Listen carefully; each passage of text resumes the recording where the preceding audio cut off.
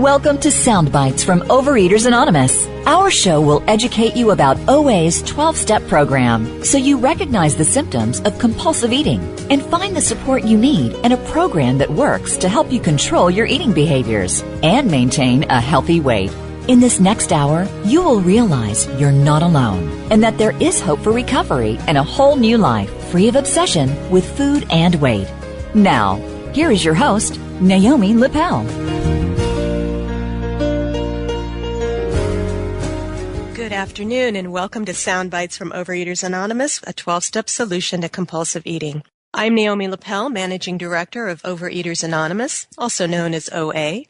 This 13-week series about OA to provide information on what the program's all about and how it works for people who are struggling with their weight and eating compulsively. We hope it'll help you decide if it might be right for you. In OA, we talk about abstinence from eating compulsively, which would be like being sober from drinking alcohol. We define abstinence like this. Abstinence is the action of refraining from compulsive eating and compulsive food behaviors while working towards or maintaining a healthy body weight. Spiritual, emotional, and physical recovery is the result of living the Overeaters Anonymous 12-step program. In OA, we recommend 9 tools, known as the Tools of Recovery, to help members with staying abstinent and practicing the 12 steps. The tools are a plan of eating, which we already talked about in detail last week, sponsorship, meetings, the telephone, writing, literature, action plan, anonymity, and doing service. Joining us today are 3 guests from OA who will each talk about 3 of the tools and how those tools help them maintain their abstinence and keep working the steps every day, one day at a time. Anonymity is an important principle of our program and also happens to be one of the tools of our program. We'll only be using OA members' first names. So we'll begin with Beth from Arizona. Welcome, Beth. Hi, Naomi. You have maintained a 35 to 40-pound weight loss over 11 years. Is that right? That's correct. Currently 40. Great. Congratulations. Let's start with the first tool, a plan of eating. So this tool helps members deal with the physical aspects of their disease and achieve physical recovery so they can be more effective in following a 12-step program. So, Beth, tell me a little bit about your process in using your plan of eating and how it's helped you in your program. Well, for me, I started out wanting more food than there was ever available, especially sweets. My first memory of being addicted to food was when I was 4 years old. My grandma would give us M&Ms in a bowl, and I always wanted to eat more and fantasize about how I might grab her large bag and have it to myself. Growing up, the dessert was always relegated to a single serving after dinner. So my relationship with food was love-hate. I love food, but I hated what it did to my body. I am innately shy, and food worked to keep me in safe company. So my previous history with food was basically either I was more or less insanely eating constantly, or I was starving, trying to get rid of the food in some way. So when I came to OA, I had been binging and throwing up since I was 18. I started that in college. And so I had no order to my food. My food was completely disordered. And so when I came to OA, finally, November 15th of 2000, I understood at a gut level that it wasn't going to be fast and it wasn't going to be easy. So I got a sponsor when I came in, and my first abstinence was that I abstained from throwing up no matter what. And she had me write down my binge foods, but she never told me I couldn't eat them. So what happened for me was the first step through my plan of eating. The first plan was mostly what I was leaving out. I was leaving out the binging, and I started eating breakfast, which I had never done. So when I finally came to OA, I practiced, at first it was no purging no matter what, no throwing up, and trying to eat 3 meals a day. And for me, often that meant that I would have my breakfast, and then halfway through the morning I would need to eat something, and this is all in my head. Obviously, my body didn't need it. I wasn't going to starve. But my mindset was that I might be deprived, and I had this horrible fear that I would go hungry or there wouldn't be enough. So I would have something mid-morning, and I would say, okay, this is counting toward lunch. And that's how it started for me. I knew that whatever I did had to be good enough. And of course, I was going to meetings, had a sponsor, and was starting to work my steps.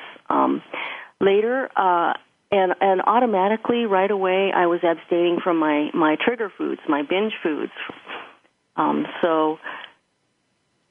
Were those primarily sugar? Yes, for me, candy, cookies, cake, anything with kind of and hard candy was never a problem for me. It was always something mushy and soft and comforting, more or less. Right. As my food plan has progressed over these years, I've come to eat more healthy foods. I realized that, at one point I've always tried to be economical, except when it came to binging and purging. I never thought about my health or the economy of what I was doing, that I was spending money my family needed. So I had kind of an aha moment when I realized that, okay, Beth, you need to eat happily. You need to have stuff you like. So I started eating, buying instead of broccoli, and cauliflower, I started buying red peppers and yellow peppers and things that were healthy that I enjoyed as well. Yeah, that's great. That makes a lot of sense. Finally, when, now my food plan is that I have 3 meals a day. I absolutely do not eat between meals, because for me, picking up food is like having an encounter with alcohol for an alcoholic. Right. And so I need to limit my encounters with food to 3 a day, and I absolutely do not eat between meals. I also abstain from recreational sugar, and what I mean by that is that it's okay to have salad dressing with sugar in it, but I do not eat my binge foods. Right. Very interesting. Do you feel like some people have said that, or ask, say it might be really difficult in compulsive eating because you can live without alcohol, but you can't live without food. Right. You obviously have to eat to survive, and it's like letting the tiger out of the cage 3 times a day. Was that kind of your experience for a while? It was, because I'm a volume eater. If I could just sit and eat, that's what I wanted to do. So at first I would have popcorn for dinner, or, I would have unhealthy food. But, of course, after some time in the program, I've been relieved spiritually, which means that I'm happy and that I don't need to distract myself with addictions. Or use food to fulfill other things other than like nutritional support and being healthy. Right. Well, I do enjoy my food. So I'm not one of these people who say, we don't enjoy food. It's just, to live. I definitely enjoy my food, but it's just such a different relationship today. Right. That's great. Thank you. So let's move into sponsorship, which is another tool that we have in OA. Mm-hmm. So tell me from your experience, what does a sponsor do and not do? Okay. Well, my background in OA is that we don't do this alone. All of the steps are they're we steps, and there's just no way that I can do this alone. And my sponsor takes me through the steps, and we take the steps. A sponsor shares her experience with me. She doesn't share anything that's not in the literature or of her experience, because we're not psychologists. We don't try and fix people. We share our own experience, strength, and hope. And, the chances are, if you're feeling some way, I've felt that way too. I may not have exactly the same experience, but I've had those same feelings. And so we just don't do this alone. My sponsor helps me work the steps. Yeah. So do you have the same sponsor now that you had at the beginning? No. I've had 4 sponsors in OA. And that doesn't mean, I always tell people who I work with, don't worry, we're not mated for life. I'm here, my job, and the only way I get to recover is by helping you. So if I'm not helping you, please get someone else. Right. So you sponsor others in OA then, is that right? Exactly. That's how this works. We can Step 12 is all about carrying the message and practicing the principles, patience, love, tolerance in everything I do. And how is being a sponsor for others rewarding to you? Well, for me, it starts out as a tool to save my own hide. So the motivation is, if I want to recover, I must carry the message. And as it turns out, this is the most fulfilling thing I've ever done in my life. It is because to see the light come on in someone's eyes, to see their health change and improve, to see them get happy and useful and come out of their shell, is just, there's nothing like it. And it's self-perpetuating, really. Right. So when you experience that, like watching that in another person, do you find that kind of reinforces your own recovery and your own program for yourself? Yes, because if I'm suggesting something to someone, then I probably should be doing it myself. Yeah, sure, that makes sense. Yeah. People's lives are so busy these days. So how do you find time for calling your sponsor and sponsoring other people? Well, it's all a matter of priorities, and it was taught to me, and I'll say it here: anything I put in front of my recovery, I will lose. So, I always found time to eat. I always found time to binge. So, I have appointments. I take phone call appointments. So I have a sponsee call at 10 after 7, 3 times a week. New people, I have them call me every day, and we'll check in for 10 or 15 minutes every day.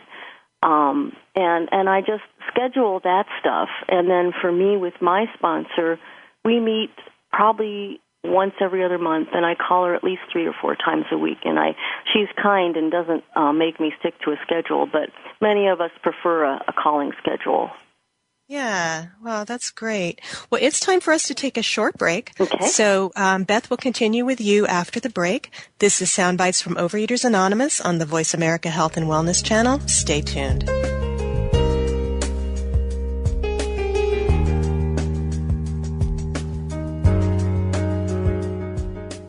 Welcome back to Soundbites from Overeaters Anonymous. We're talking with Beth about OA's first 3 program tools: a plan of eating, sponsorship, and meetings. So we already talked about the first 2, so now we're going to talk a little bit about meetings.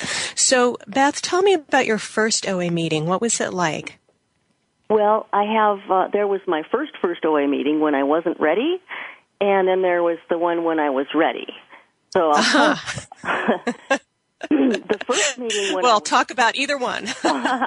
I'll try and touch on them both briefly. The first one, when I went, I saw a bunch of fat, middle-aged, older women complaining, and I said, thanks, but no thanks. I'm going to still try and figure this out. And then 3 years later, I came back, and I'd had enough. And my first meeting, I felt love, and, it was quiet and ordered, and everyone was so friendly, and they gave me a newcomer packet. I don't remember if they did, but I'm pretty sure they did. And hugged me and gave me phone numbers, and I listened and I cried. And I knew I was home. Yeah. How did you know that you'd come to the right place? Was it just that experience that you had right there? Did you hear people share things that really touched you? Well, for me, I had been in AA, so I knew that, and I knew OA was the largest 12-step program, so I knew that I had the best chance of recovering in OA. I knew that before I even went. So I'd heard about OA, I knew that it worked, and so I showed up ready to do the drill. And you still go to meetings now?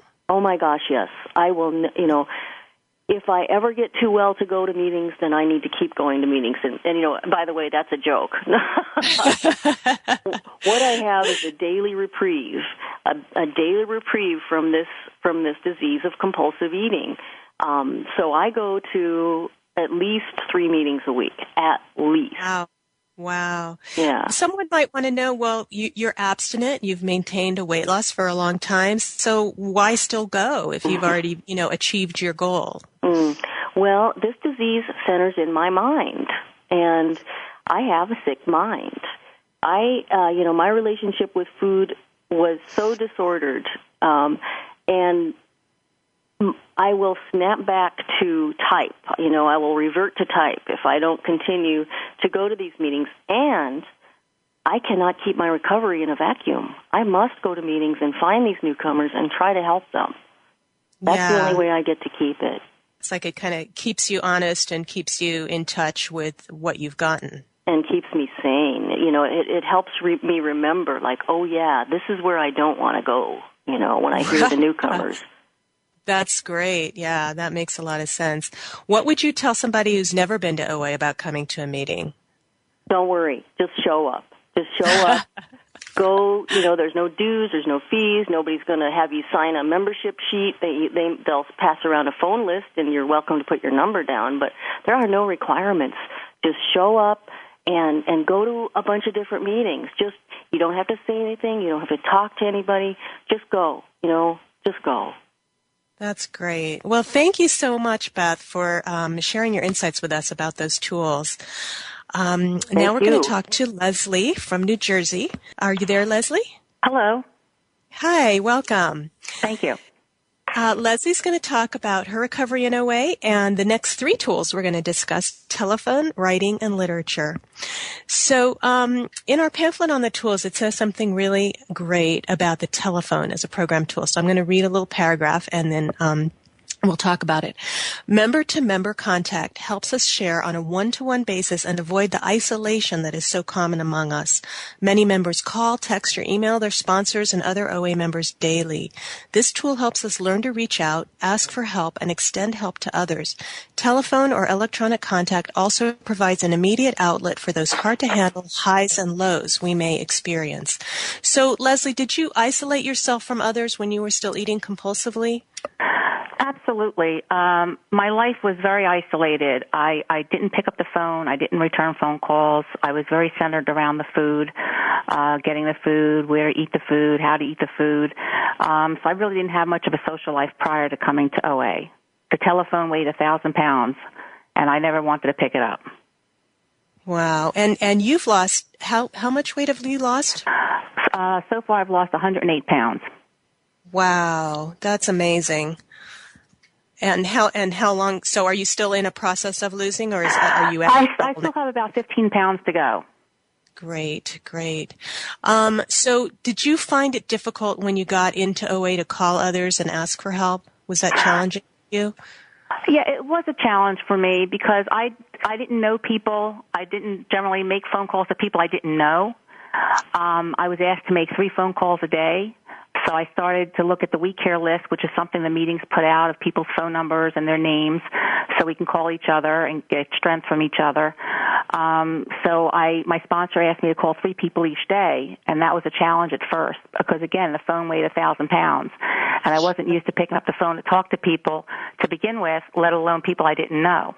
And how was it? Did other people in OA call you as well? Yes, I did. As a newcomer, I received several calls, and I was very touched. I really didn't know what to expect when I came to OA. I saw a lot of love in the rooms, a lot of caring, but I wasn't a part of that as a newcomer. But people called me from the program, asked me if I had any questions, if I could be helped in any way. They asked me to come to another meeting. They suggested there was a meeting near my house. I should make that meeting. They offered to meet me at the meeting. That's great. Wow, that must have been overwhelming for you to receive so much enthusiastic support from people. It really was, and it was a real eye-opener for me because for the first time somebody was genuinely interested in me. There was nothing I had to pay for, nobody was looking for me to give anything back. It was just genuine sincerity. How does using the phone, emailing, texting, all of that, how does that support you now in staying abstinent? Well, it's still a very important tool of mine, Naomi's, and basically I call my sponsor, and I still call 3 people every day. It keeps me in connection with people in between meetings. It also allows me to share privately with people things I don't necessarily want to share at a meeting. Sure. That makes a lot of sense. And that way you're not necessarily bringing that stuff to the meeting. Right. You can have that outlet with somebody one-on-one. Right, and especially now with texting, it's immediate. when I first got abstinent in this program, we didn't have cell phones and texting and things like that. So now it's almost immediate. You can get an answer. And there's times where I can't pick up the phone and call somebody, I'm able to text them or receive a text. And do you find if you're in a challenging situation, like there's some food that's calling to you, or maybe you're going to a social event and you're concerned, do you just pick up the phone and call one of your OA buddies or your sponsor right away and say, I need some help with this? Yes, I do. I don't hesitate anymore. Basically, it's a we program, and I need the help around me and the support around me. And I know that my fellow OAers have been there before, so they're giving me the support that they've walked through this before. And it gives me a lot of hope that I can make through the situation and not be, wanting to pick up or be bothered by certain foods or certain situations that are happening. Yeah. Did you find that using the phone in this way in OA helped you in other parts of your life too? Yes, it has. It has. It allowed me to go outside of the box a little bit, use the phone to call other people in my life besides program people. I now return phone calls. I'm not a person that if you call me, you don't hear from me back. And it really has helped me in other parts of my life. It's helped me to reach out and ask for help in other areas of my life as well. Oh, that's so great. All right, good. So we're going to move on to the next tool, which is that of writing. So in an earlier show, we talked about doing the written inventory in step 4 about who you may have harmed in your life and writing all that down. So what was that process like for you? Well, it was a challenge. It was also an eye-opener for me because it was hard for me to put down people that I had harmed because what I found out as I was starting to do a 4th step, the person I harmed the most was myself. Oh, sure. So it was hard for me to put down and to go back in the history of my mind to put down the people I had harmed. Once I got started with the 4th step inventory, though, it was clear to me what I needed to write. But the person I had harmed the most was myself, and that came clear to me when I was doing my 4-step inventory. Yeah. What other ways, now you've been in program for how long? I've been in program 21 years. Oh, wow. So what other ways do you use writing or journaling now to keep you actively working your program? Because you've been in for a long time, so do you still use that tool? Yes, I do. What I generally do is I have the For Today book, which is our daily meditation book. And I read it, and there's usually a paragraph, and it sums it up with 2 lines at the bottom. And sometimes, most days, before the day is over, I write about what I've read and what it means to me in my life today, or what it sparks into me, what I have already read in the book. I also do a 10-step inventory, which is our 10th step, continue to take a personal inventory, and when we were wrong, we promptly admit it. So this way I take a tally of my day, I go over my day, and see where some of my character defects may have popped up, where do I need to make an amends, and it keeps me grounded that way. Yeah, I would think it would keep you really current, like you wouldn't have grudges or resentments building up that way. Exactly. How is it different than just talking to somebody or thinking about your emotions or your actions, reactions, situations? Well, sometimes by talking, I don't always get everything out that I'm thinking of at the moment that I would put on paper. It's a more honest approach for me. When I put down on paper, a lot of stuff comes out that I normally may not have been speaking about to another person. It also identifies other factors, whereas I'm speaking to somebody, I may be speaking on one thing, I'm not getting to the root of what the problem is, but as I start writing, a lot more is revealed. Huh. And then do you ever go back and read what you wrote, a while ago in earlier times in your program? Yes, I do. I've been a part of several step study groups, and I've kept everything. And when I go into another step study group, I look back on the last step study group and think where I was at my life at the time and what I was going through and how these new situations might be beneficial from the earlier situations to be helpful. Wow, that's good. That's great that you saved that so you can really see your progress and your insights at the time. Why do you think writing is a tool of the OA program? Well, I think it's a tool in the program because it's important and it actually helps the program solidify the program and get your feelings out. It encourages your feelings out, and it's a tool that you can do anywhere at any time. And I also think that it gets the person more in touch with their feelings. Okay, well, let's move into our next tool, which is literature. And we just have about a minute before the break, but we'll get started on that. when we talk about literature in the context of the OA tools, we're referring specifically to OA literature, not like, Shakespeare or fiction or whatever. And we're also talking about some of A's literature as well. And there's so much material out there about emotional eating, addictions, dieting, so on. So why focus so much on OA literature? That's where I find the solution to the program. In the OA literature. That's where it enforces the 12 steps and 12 traditions in my life today. I don't get that by picking up a book of self-help book nature. I get the OA, I call it the OA dogma, and that's what I need to keep breathing. I need to be reminded of that. I have a disease that forgets I have a disease. I need to be reminded of a daily basis. And somewhere in a given day, I'm reading some sort of OA literature, whether it be my meditation book or when I attend the meetings, I attend step meetings and big book meetings. So I'm always reading the literature, and that reinforces the program to me in my mind. I can't get this information from reading Shakespeare or anything else. So I need to stick to the OA, the books and the pamphlets and things that I have in my repertoire to help me to stay abstinent each day and keep me grounded in the program. Yeah, that makes sense. Okay, we're going to take another short break. Thank you, Leslie. We'll be back with you in a minute. You're listening to Sound Bites from Overeaters Anonymous on Voice America. We'll be right back.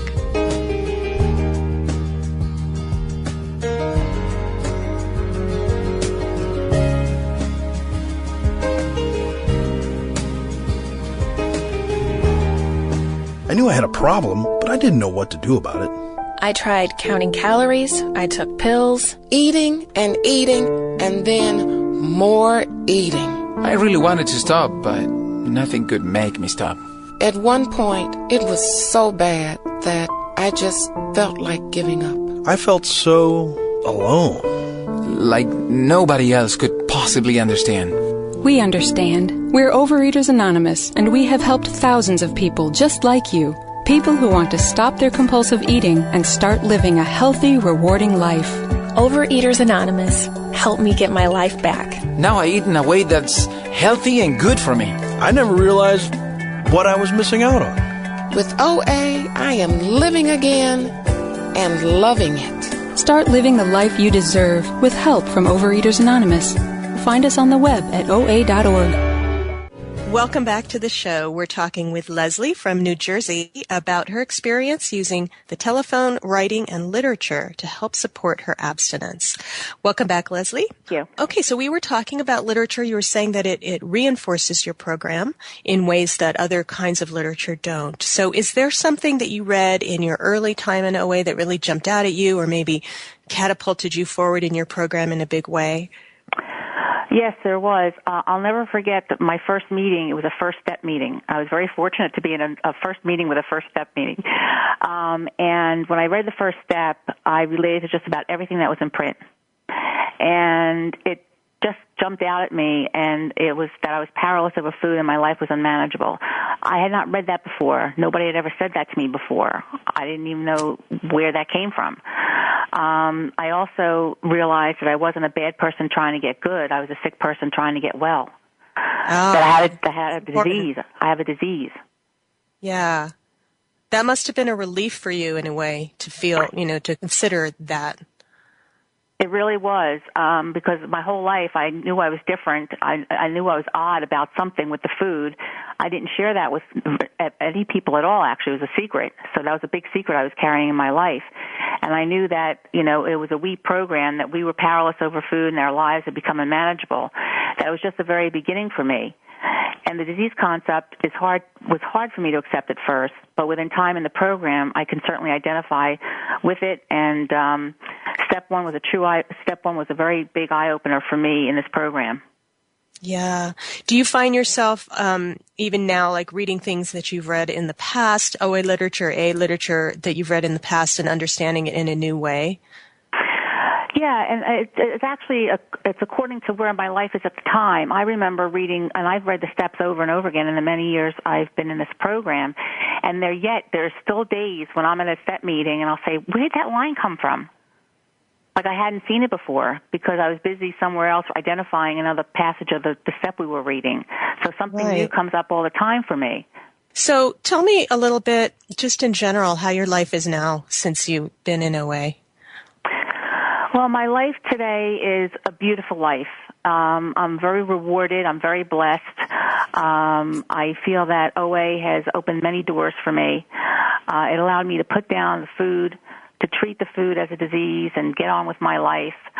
I am living beyond my wildest dreams, a life beyond my wildest dreams today.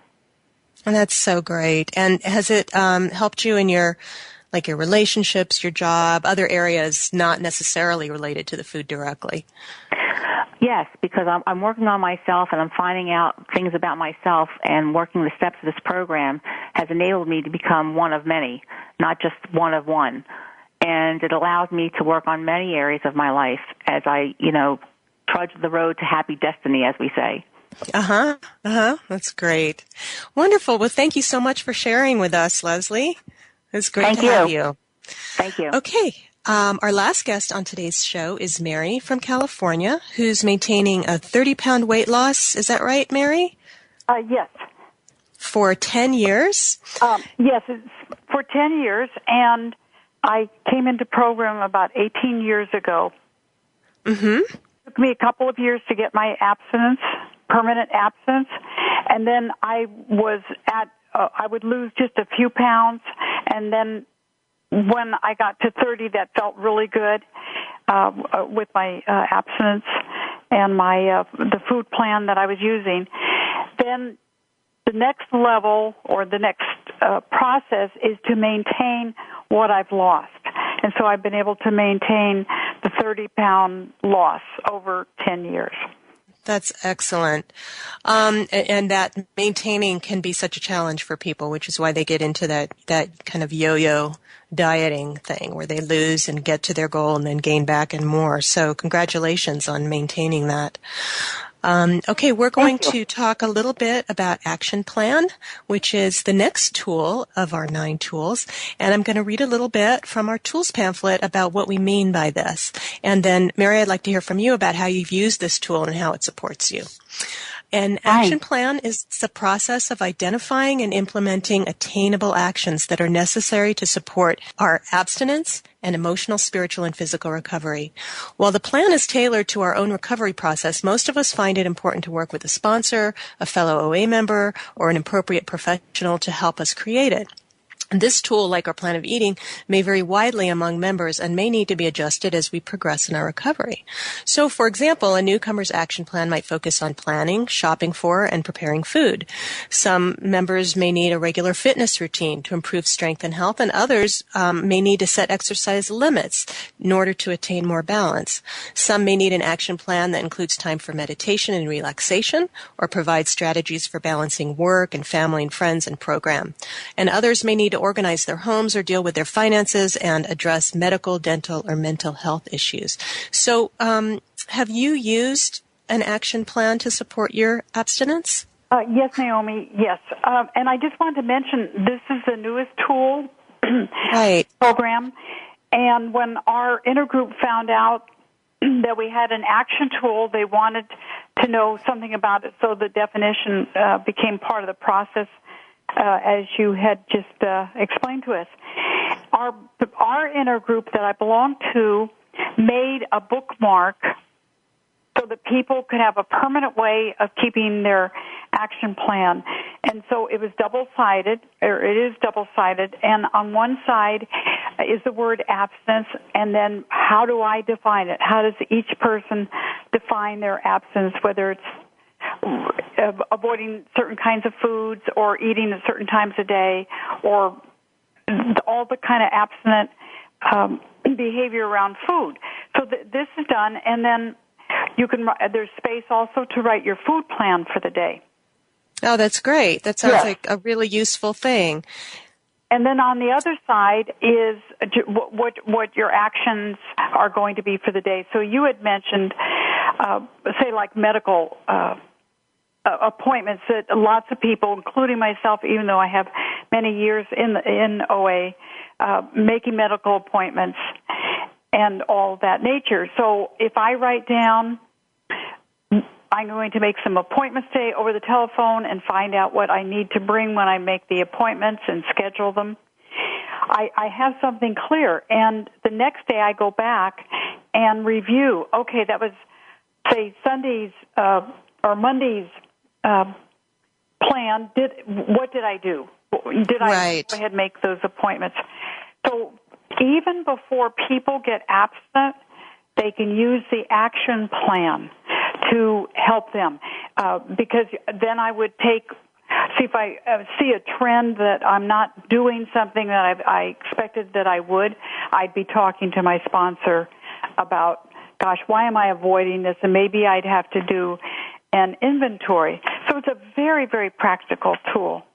Yeah, that makes a lot of sense.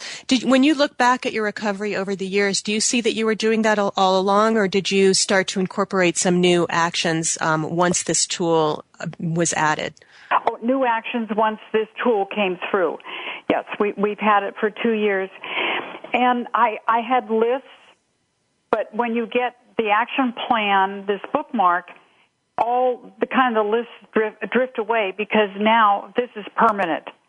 And I can just go ahead, and it's a record. I can put the date each day, and it's just a record of what I've been doing. And it's a great way to see trends, certain trends. And another way I've directly used it is through exercise. Even though I've exercised for years, using the action plan gets me into very specific parts of my exercise routine, the classes I take, and the exercises that I need to do. And even like if I go to a chiropractor every so often, and if there's any new exercises that I need to incorporate as part of my routine to stay strong, I can just write it down in the action plan. So it serves, as you can see, it serves many, many ways. Yeah, so you can use it in whatever way you need for whatever your particular goals are, or whatever the day is actually requiring of you. Yes, and I think the action plan really keeps me accountable, because I have a tendency to lose things, and these are colored, and they're on cardboard. They're nice and stiff, and they just can't get lost. I just have to keep them with me, say, around my meditation table. Oh, that's great. That's very clever. It's a very practical way of using this tool. Okay, let's talk a little bit about anonymity, which is the next tool in our tool bag. So it's obvious by the name Overeaters Anonymous that anonymity is an important aspect of the program. So why do you think that is?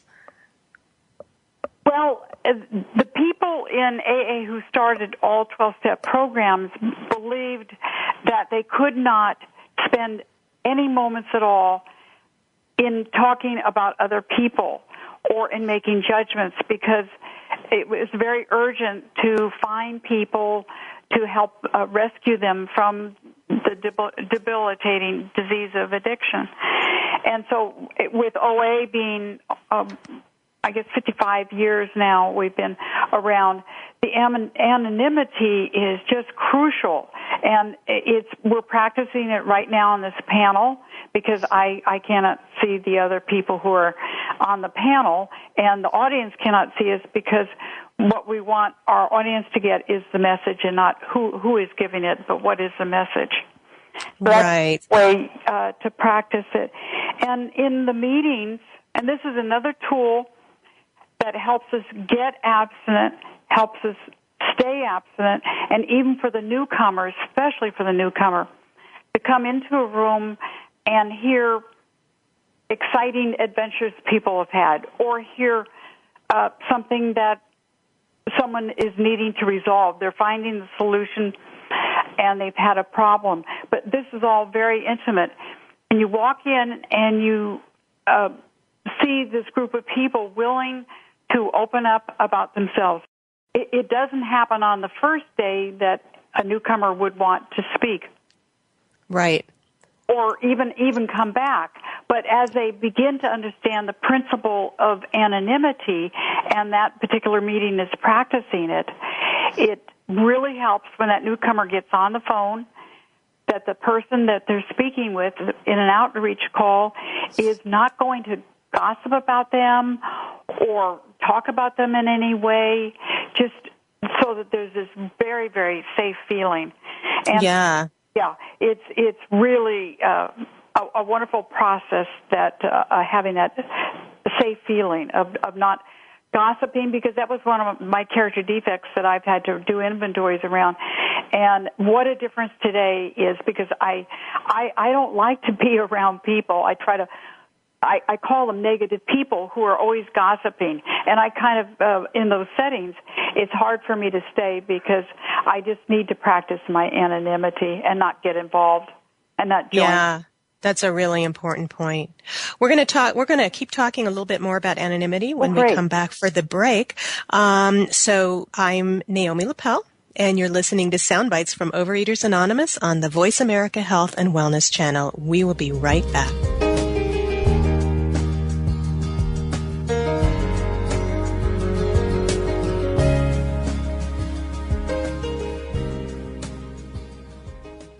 Welcome back to Soundbites from Overeaters Anonymous. We're talking with Mary about her recovery and how Action Plan, Anonymity, and Service have helped her stay abstinent in OA. So we were talking about anonymity, and you were saying that it really helps to know that when you're telling somebody something personal that you're not going to be gossiped about in OA, either at meetings or when you're talking with somebody one-on-one. When you first came to a meeting, did you understand that at the beginning, or how did that help you, knowing that was the case?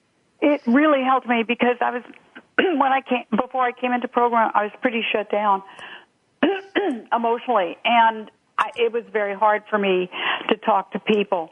So understanding anonymity, the whole concept of it, took me a while. But then once I understood it, I jumped in, and I felt like I need to let people know who I am. And practicing anonymity is like if I'm talking to my sponsor after a meeting, I do not talk about the speaker, the person who gave the chair, or what people disclosed about themselves, whether it was something that they won an award or whatever it was. That at a meeting, what we talk about stays there. And we even say that at the end of our meetings, that what we hear here stays here. And so everybody gets to hear that theme at every meeting or most meetings to really get the idea that we can say I went to a meeting, and we can say, gosh, I learned this about a food plan at my last meeting, but I can't disclose who said what or how it came about. And that's a way to practice the anonymity. Yeah, that's great. I imagine people probably share some really personal things, not just about their eating patterns, but also maybe about what happened in their childhoods or in their relationships, that's difficult for them. And so it seems that it would be so crucial to just really know, kind of like when you're in your therapist's office, that people aren't going to gossip about you or they're not going to say something about the personal things that you shared later on with you or with somebody else. I'm curious, if you were to see someone who you knew from OA in the grocery store, and you were with somebody, would you not introduce them as someone you knew from OA? Oh, that's a great question, because this does come up. I'll invite program people, that's what I call members of OA. I'll invite program people to do different things with me, and they reciprocate. And so what we kind of do beforehand, how do we practice knowing each other? So that when someone does ask, oh, how do you know so-and-so? How do you know Naomi? We can go ahead and say something, and then there's just, no one knows that. Right. Anonymous. Yeah, and so that's another thing. I'm glad you brought that point up, because we see people at work, we see people, our family members, practicing anonymity among our families is so crucial, and a part of this is not only OA, but going out into our own families, and when we are with different levels of generation, to really be aware. That's for me very important, to be aware of my practice of anonymity. Yeah. Well, I want to make sure we get to our last tool before we run out of time, which is service, which is such an important tool in our program. And in the 12th step, of the program steps, it says we try to carry this message to compulsive overeaters. So what is it about helping others who are suffering as you once did with this disease? Why is that so important that it's included in the steps, do you think? Well, it's included in the steps to remind us our primary purpose is to help the compulsive eater who is still suffering. So that's our number one message. Our number one message is not come in, lose weight, or gain weight if you need to, and look beautiful, no, or handsome. No, our primary message is to carry on what we have been given. And we do that through service. This is an example of service right now. And I've had an opportunity to do service at many levels throughout my time in OA. And it's a way to meet other people. It's a way to make sure that meetings exist and continue by taking the service positions at meetings. So wherever there's something like at a workshop, or the other night we had a Halloween dance and we had panel speakers. Well, the people who were the speakers and the people who did the decorations and set up the dance were doing service, and the rest of us coming in were doing service by participating in that. And that's another way. I can even tie that back with anonymity. So we can say, gosh, we had a great time at the dance, and the person who put on the whole event doesn't get extra credit. Everybody gets credit because they participate at some level. Right.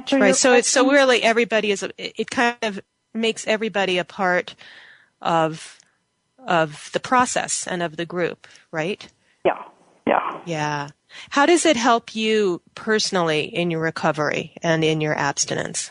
Well, doing service, it's a way to meet people, and it's a way to find out more about a program. And I developed my own talents through doing service. So I've gone from the different service positions at meetings, and I've gone to intergroup, and then to Region 2, and then to World Service. And at every level, it requires from me a different kind of expertise, and there's a lot of things that I need to learn how to do. And because of that mentoring or sponsoring that we do in OA, it's a way to keep on giving back. So service helps me stay abstinent. It helps me keep my focus that recovery is the number one thing in my life. And that has been, when I got into OA, I heard that, making recovery the number one thing, because everything else that I gain from recovery I can keep as long as I stay abstinent. And my life has completely changed from before program until now. Yeah. Tell me a little bit about that. How has your life changed? Well, I've been in business for almost 20 years. The exercise level I've done today is at a higher level than I did before, and the consistency of discipline, of doing service and then being accountable has helped. And I do volunteer work for nonprofits, and I can see the skills that I gained in OA help me go ahead and take on other kinds of projects that before I wouldn't have thought, how can I do this? How can I learn how to do it and do it in an effective way? And that's what I mean. So the tool of service even extends outside of the organization as well? Yes, and it's living the principles of the 12 steps by taking what I've gained here, the spiritual connection that I've made, that I can go ahead and bring that out to the community, to my family, to the community, and to the nonprofits, and also to my work. That's great. Well, we are almost out of time, so thank you so much, Mary, for sharing your insights and your experience with us. It is time to conclude another episode of Soundbites from OA. Thanks again to Beth, Leslie, and Mary for being on the show today and sharing their inspiring recovery stories. Before I go, I want to remind you that people come to OA from all walks of life and experience a wide variety of patterns and behaviors in relation to food. This can include obsession with body weight, diets and size, binges and grazing, starving oneself, laxative abuse, excessive exercise, purging, or just a constant preoccupation with food. If you find that you are suffering in this way, you're not alone. Consider checking out an OA meeting. There you'll find unconditional acceptance, compassion, and support from people who have been where you are and have found a way out. OA's 12 Steps and 9 Tools of Recovery will help you achieve inner change so you no longer have a need for excess food. So go to our website at oa.org and find a meeting or call us at 505-891-2664. Join us next week on Soundbites from Overeaters Anonymous when we'll be talking about keeping your eating sane during the holiday season. Thanks for listening.